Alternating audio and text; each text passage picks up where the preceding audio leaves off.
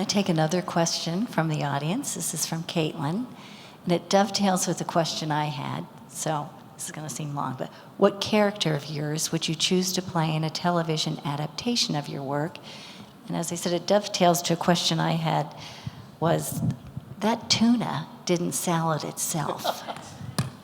You've had multiple cameos on The Simpsons. Any plans for any more cameos? And what would your dream cameo be in your television adaptation? Well, the great thing about cartoons in particular is that you just get to play you. And so in The Simpsons, I got to play an evil version of me, which was great.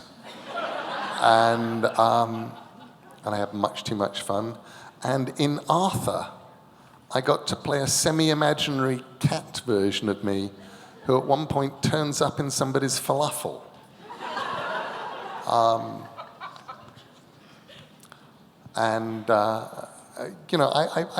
love getting to be me in things because I don't have to act, I just have to try and remember the lines. I was me in The Big Bang Theory. That was incredibly fun. But I'm incredibly glad that I don't really have to actually act, mostly because I have now worked with real actors and I know what is involved and I know how good they are, and I don't actually have any desire to do that thing. I would much rather admire David Tennant and Michael Sheen for being the kind of people who can do that thing. You know, when people come up to me and say, "You should be the next Doctor Who," it's like, no, I shouldn't. Well, I think you should be a host on Saturday Night Live.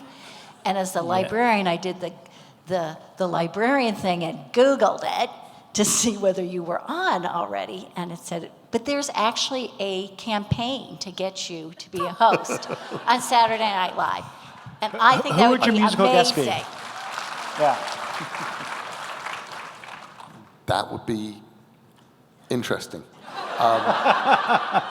It's funny, I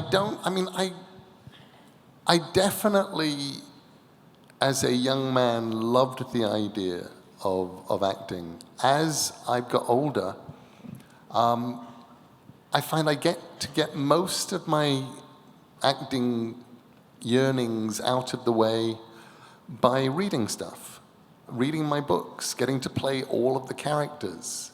I don't know how many of you have run into the Audible adaptation of Sandman.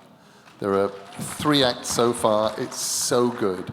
But I get to narrate that. And I do keep saying to Dirk Maggs that I think they could afford a proper narrator. And he's like, yeah, but we like you. We want you doing it. I would rather they got Derek Jacobi. But I do just love getting to do the audiobooks. I love getting to do that stuff, getting to pretend. And also, I miss reading to my kids. Maddie, who is now almost 30, I still remember the dark day. We were halfway through the first Philip Pullman book. She was about 12 going on 13. I'd been reading to her every night pretty much of her life. Even if I was away, I would call in and read to her. And then we were halfway through that, and she said, I think I'll finish it on my own, Dad. And I was like, no. And with Ash, who is now 7, it's worse. He will not let me read to him. He says it's really irritating. And he insists on reading to me. So when we read at night, he's doing all the reading.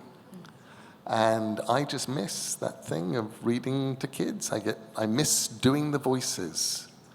I miss trying to... And I also used to love the thing of revisiting books that I thought I knew. Because if you're reading a book aloud, you will always find things in it that you didn't know were there.